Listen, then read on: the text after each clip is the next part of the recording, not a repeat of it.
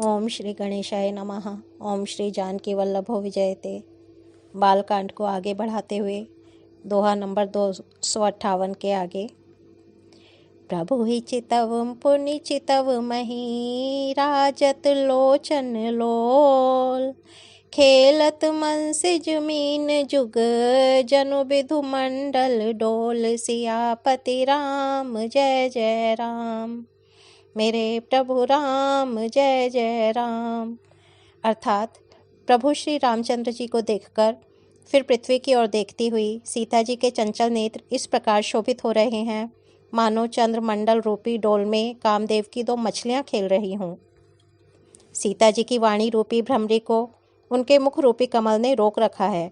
लाज रूपी रात्रि को देखकर वह प्रकट नहीं हो रही है। नेत्रों का जल नेत्रों के कोने में ही रह जाता है, जैसे बड़े भारी कंजूस का सोना कोने में ही गड़ा रह जाता है। अपनी बढ़ी हुई व्याकुलता जानकर सीता जी सकुचा गईं और धीरज धरकर हृदय में विश्वास ले आईं कि यदि तन मन और वचन से मेरा प्रण सच्चा है और श्री रघुनाथ जी के चरण कमलों में मेरा चित वास्तव में अनुरक्त है, तो सबके हृदय में निवास करने वाले भगवान मुझे रघुश्रेष्ठ श्री रामचंद्र जी की दासी अवश्य बनाएंगे। जिसका जिस पर सच्चा स्नेह होता है वह उसे मिलता ही है, इसमें कुछ भी संदेह नहीं। प्रभु की ओर देखकर सीता जी ने शरीर के द्वारा प्रेम ठान लिया, अर्थात यह निश्चय कर लिया कि यह शरीर इन्हीं का होकर रहेगा या रहेगा ही नहीं।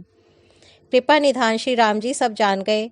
उन्होंने सीता जी को देखकर धनुष की ओर कैसे ताका, जैसे गरुड़ जी छोटे से सांप की ओर देखते हैं। लखन लखेउ रघुबंश मणि ताकेउ हर को दंडु पुलक गात बोले बचन चरण चापि ब्रह्मांडु सियापति राम जय जय राम। मेरे प्रभु राम जय जय राम।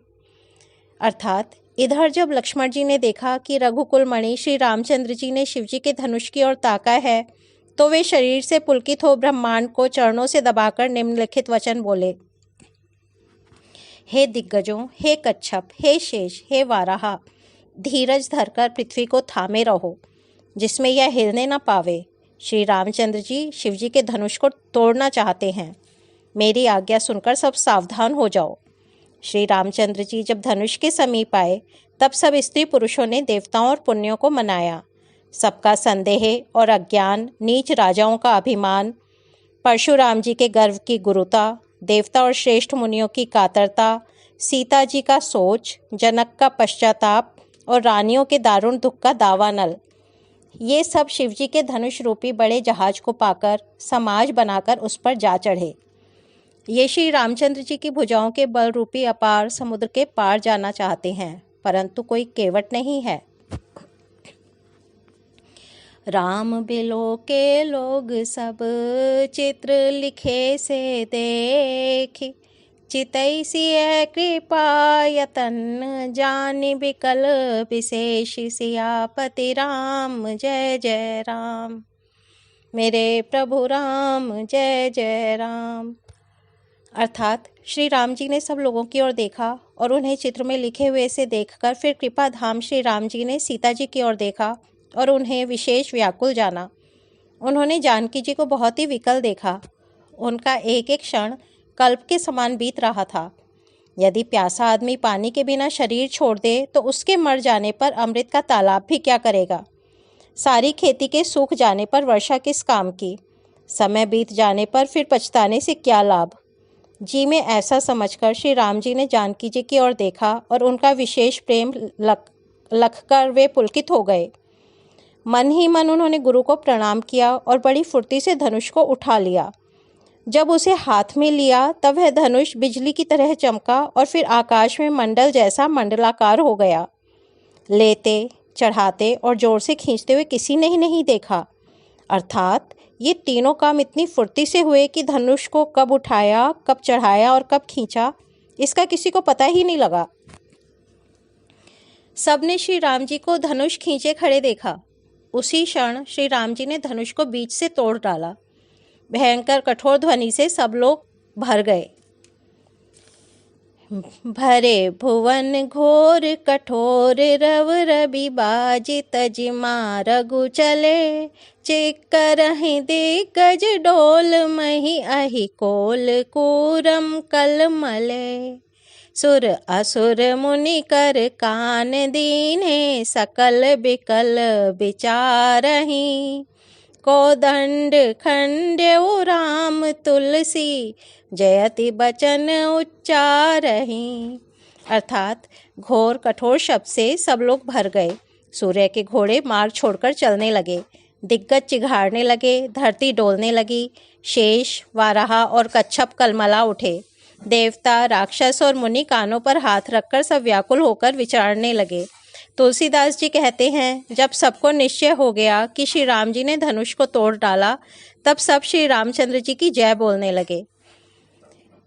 सागरु रघुबर बाहुबलु शंकर चापु जहाजु चढ़ा जो प्रथम ही मोह बस बूढ़ सो सकल समाजु सियापति राम जय जय राम। मेरे प्रभु राम जय जय राम। अर्थात शिवजी का धनुष जहाज है और श्री रामचंद्र जी की भुजाओं का बल समुद्र है। धनुष टूटने से वह सारा समाज डूब गया जो मोहवश पहले इस जहाज पर चढ़ा था, जिसका वर्णन ऊपर आया है। प्रभु ने धनुष के दोनों टुकड़े पृथ्वी पर डाल दिए। यह देखकर सब लोग सुखी हुए।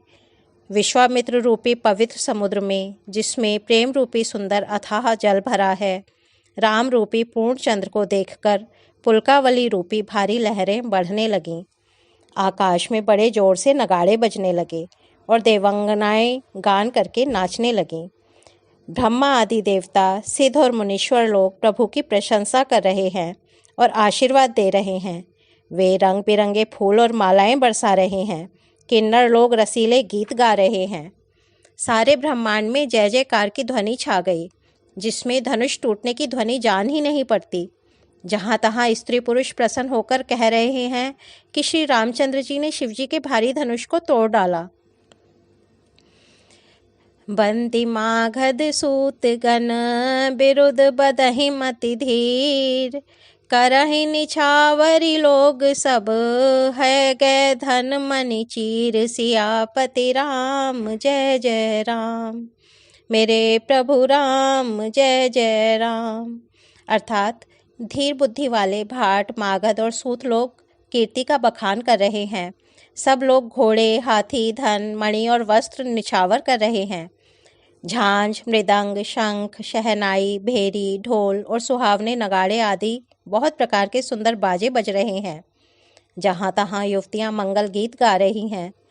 सखियों सहित रानी अत्यंत हर्षित हुई, मानो सूखते हुए धान पर पानी पड़ गया हो।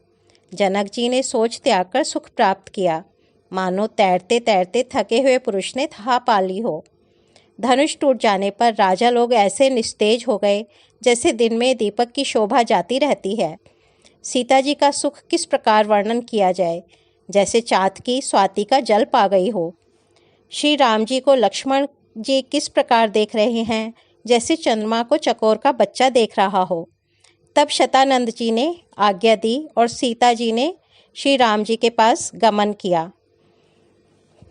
संग सखी सुंदर चतुर गावहि मंगलाचार गवनि बाल मराल गति सुषमा अंग अपार सियापति राम जय जय राम।